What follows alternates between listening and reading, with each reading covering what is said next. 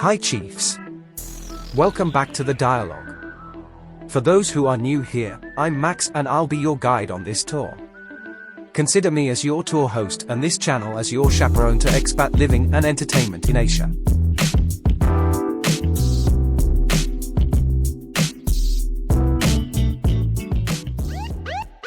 The Philippines YouTube expat community is vast and encompasses different personalities.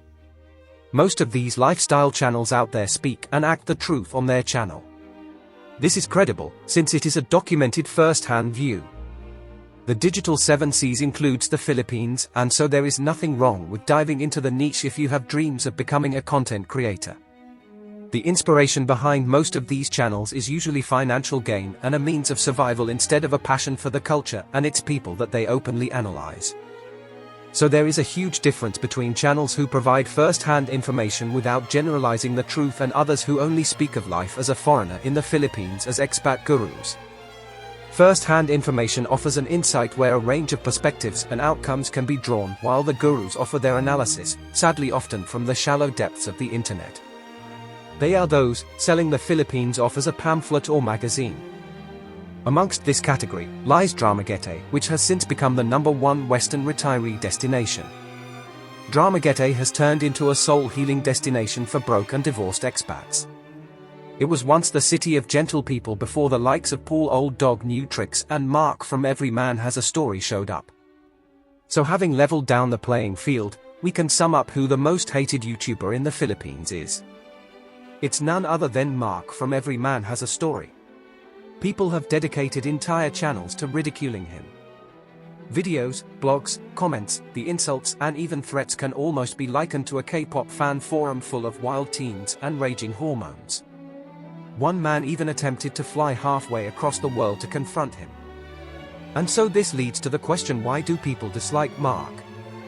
Well, the seemingly obvious reason would be his wife, Jen from Every Woman Has a Story. Mark often portrays her as his savior, having chosen a broken, old lonely man with mental issues, history of bankruptcy and suicidal tendencies. Well, it's not like she knew what she was getting herself into, and even if he explained how messed up he was, she wouldn't have been able to understand. She, like most, would only have been interested in whether or not he was capable of providing a future, and probably still does not understand the mental, social and emotional stress that she has gotten herself into through this life entanglement. Her decision was then based on the assumption that she'd be missing out on the opportunity of a lifetime in bringing home a foreigner, and so she now lives under Mark's constraints today, accepting her fate so that her family can have the scraps from Mark's table. As Mark has stated before, Yen's family was dirt poor. So the first and obvious reason would be Mark's youthful wife. Mark openly considers himself lucky to have found someone who can be his caregiver in the future. He continues to sell her off as a prized possession that he is lucky to have found and how easy it was for him. Let's be frank, everyone wants someone like that, and it's easy to be found in the Philippines if you have a few money, but Mark has found it easy, right? Jen is like a ray of sunshine in Mark's otherwise gloomy world.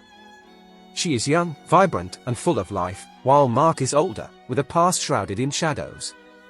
Despite their differences, Mark often speaks of Jen as his savior, his beacon of hope in a sea of despair, especially now that he has a bundle of joy to wake up to. But Jen's presence in Mark's life is not as simple as it seems. Behind closed doors, there lurks a tale of sacrifice and survival. Mark, with his troubled past and mental scars, had found solace in Jen's arms. Yet, Jen had her own burdens to bear, a family steeped in poverty, reliant on Mark's generosity for their survival. To the outside world, Mark paints a picture of a fortunate man, lucky to have found such a devoted wife, and a devoted wife lucky to have found a foreigner who can put scraps on the table. But beneath the surface, there lays a web of complexity and compromise. Jen, bound by duty and tradition, has accepted her fate, silently shouldering the weight of Mark's expectations.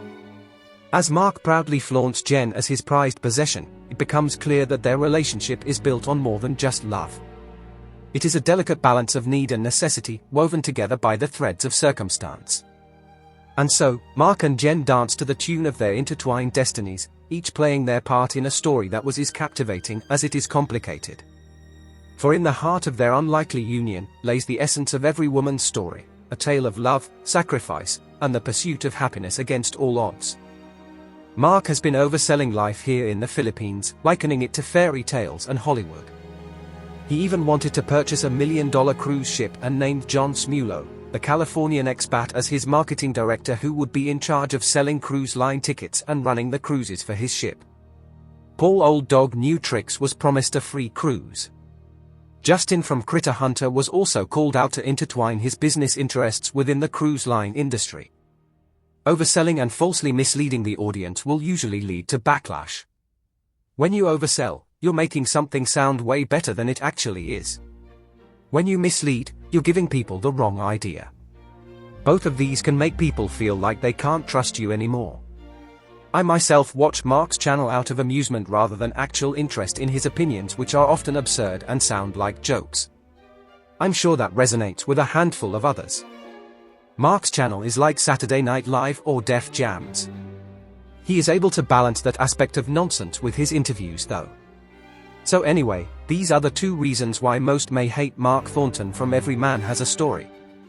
He has been overselling his experiences here in the Philippines as a remedy for life's miseries, almost as a set of fairy tales, and misleading the audience. Even his wife and future caregiver has been labeled as Cinderella and is viewed as the second reason why many hate Mark. It's not because of the age gap. It's because of how Mark portrays the relationship. All in all, the lesson that we can derive from this video is that the Philippines is not a cure for stress and depression. There are no fairy tales over here.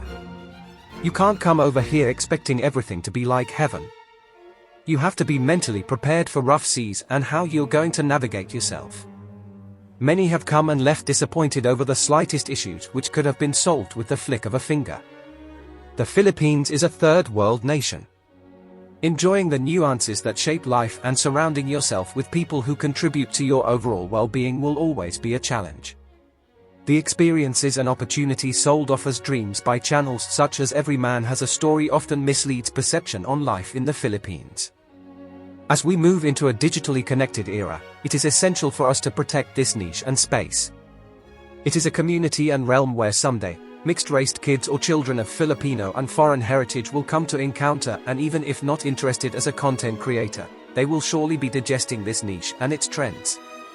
As Mark from Every Man Has a Story takes home the crown of shame today, let this be a call to create a healthier community where others can also thrive and learn from safe and relevant content instead of a saturated one-sided narrative of fairy tales and happy endings.